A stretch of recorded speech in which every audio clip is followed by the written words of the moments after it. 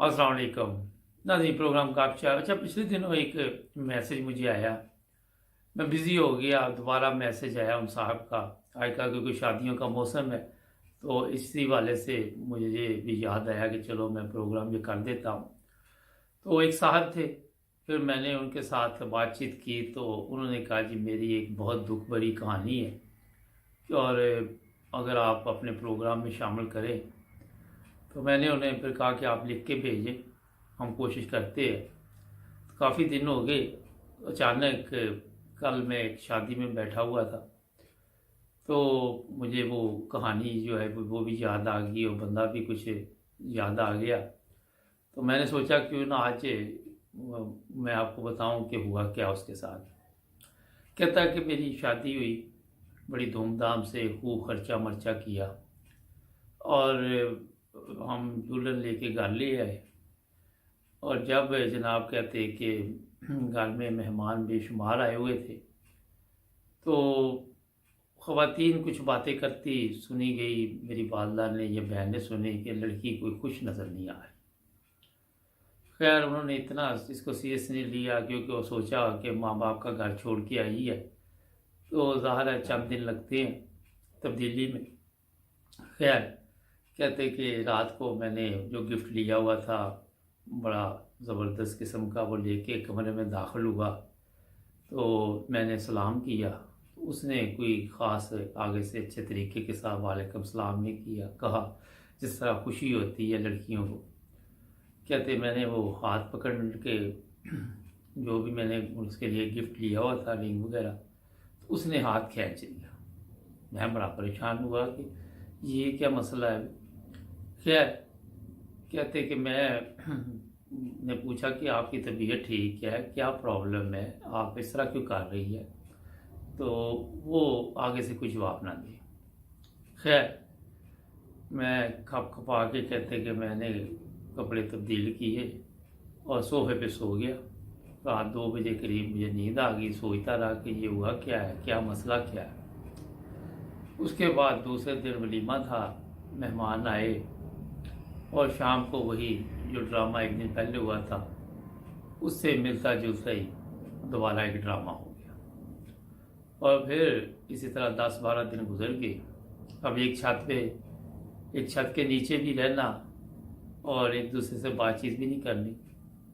खैर हुआ ये कि एक दिन मैंने उसे कहा कि चाय बनाओ, तो उसने चाय बनाई। तो हम दोनों ने आराम से, घर में कोई नहीं था, तो चाय पी और मैंने बड़े आराम से पूछा कि मसला क्या है, आप अपनी शादी से खुश नहीं हैं। तो उसने रोना शुरू कर दिया। मैंने पूछा भी हुआ क्या, मैं तो यही पूछा कि शादी से खुश नहीं है। और फिर उसने एक ऐसी कहानी सुनाई कि मैं खुद परेशान हो गया। फिर मेरा दिल चाहे कि मैं रोना शुरू कर दूँ। वो कहती कि मैं आपसे शादी नहीं करना चाहती थी, ये एक ज़बरदस्ती की शादी है, मेरे माँ बाप बहन भाइयों ने की है। मैंने उनको बताया भी था कि मैं जिस लड़के को पसंद करती हूँ मैं उसके साथ शादी करूँगी और आप मेरा रिश्ता कहीं पे भी ना करें। और वालिदैन ने जो है उन्होंने कहा नहीं जी, वो जिस लड़के के साथ आप शादी करना चाहती है उसके हालात जो है वो इतने अच्छे नहीं है, माली हालात अच्छे नहीं है और उसका कोई इतना बिजनेस भी नहीं है, वहाँ तुम खुश नहीं रह सकते। और इस तरह मेरे बारहा इसरार पर भी मेरे भाइयों ने ज़बरदस्ती की और आपके साथ मेरा निकाह हो गया। इस तरह मैं आपके घर आ गई, लेकिन मैं आज भी दिल से उस लड़के से मोहब्बत करती हूँ, उससे प्यार करती हूँ। और ये कहानी जब मैंने सुनी तो मैं बड़ा परेशान हुआ कि वालिदैन या बहन भाइयों ने हमें क्यों नहीं इस बात से आगाह किया, पहले बताया क्यों नहीं। खैर कहते मैंने फिर उससे पूछा कि अब आप क्या चाहती हो। वो कहती कि अब मैं ऐसा ऐसा उस लड़के को भूल सकूंगी, हो सकता है कि ना भूल दूँ, तो वक्त लगेगा मुझे आपके साथ ज़िंदगी गुजारने के लिए। मैं कहते घर से बाहर निकल आया ये साहब लिखने, और फिर परेशान फिरता रहा, किसी से बात भी नहीं कर पा रहा था क्योंकि बात ही ऐसी थी। پھر ہمت کر کے میں نے اپنی والدہ سے یہ بات کی تو والدہ بھی پریشان ہوگی، ان لوگوں نے ہمیں بتایا کیوں نہیں اور یہ زبردستی شادی کیوں کی۔ اور پھر جناب علی آہستہ آہستہ وہ بات ظاہر ہے جب والدہ تک پہنچی تو بہنوں تک بھی پہنچ گئی، اور پھر گھر میں ایک نیا جو سلسلہ تھا باتوں کا شروع ہو گیا، جو ہمارے معاشرے میں ہوتا ہے، جس طرح پہ طنز کی جاتی ہے، جس طرح باتیں کی جاتی ہے، اور اسی طرح وہ لڑکی جو ہے وہ کہتے کہ مجھے پریشان کرنے لگی کہ آپ کے گھر والے اب باتیں کر رہے ہیں۔ خیر، حال اس کا یہ نکالا گیا کہ میں نے سوچا کہ میں اس کو طلاق دے دیتا ہوں۔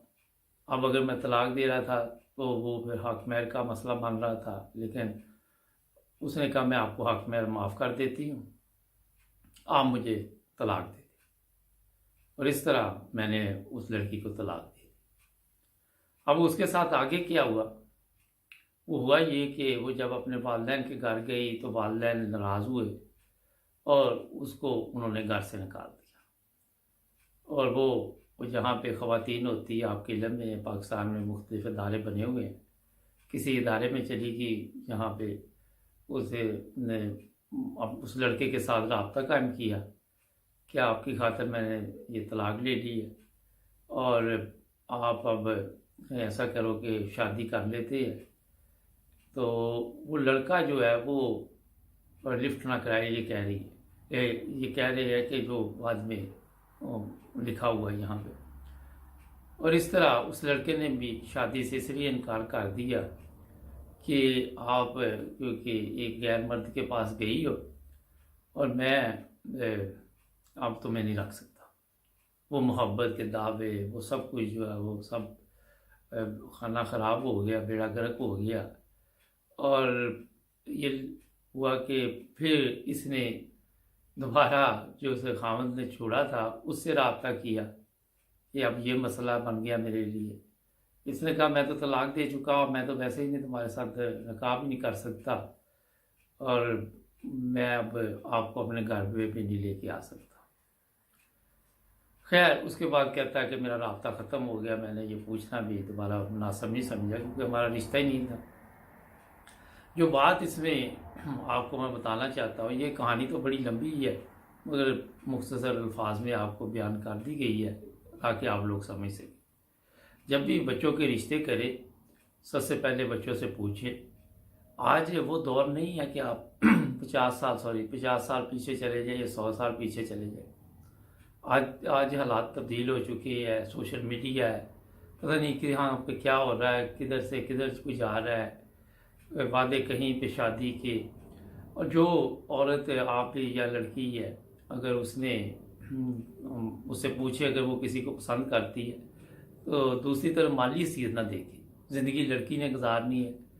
اور آپ کے علم میں ہے کہ کئی جگہ ایسے بھی واقعات پیش آتے ہیں کہ اگر وہ بھی گئی شادی تو وہ بلیک میل کرنا شروع کر دیتے، وہ کہتا ہے میری زندگی برباد ہے تو اس کی بھی برباد کر دو۔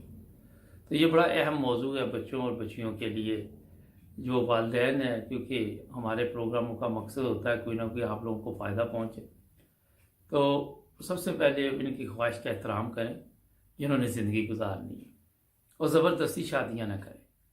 اور کئی جگہ یہ ہے کہ پھر قسمیں دی جاتی ہیں، کئی جگہ پہ یہ کہا جاتا ہے کہ اگر ماں ہے تو وہ طوفان لے آتی ہے کہ میں خودکشی کر لوں گی، میں تجھے دودھ نہیں بخشوں گی، میں تجھے یہ چیزیں اب دور جیسے جیسے تبدیل ہوتا ہے اس کے ساتھ ہی آپ کو چلنا ہوگا۔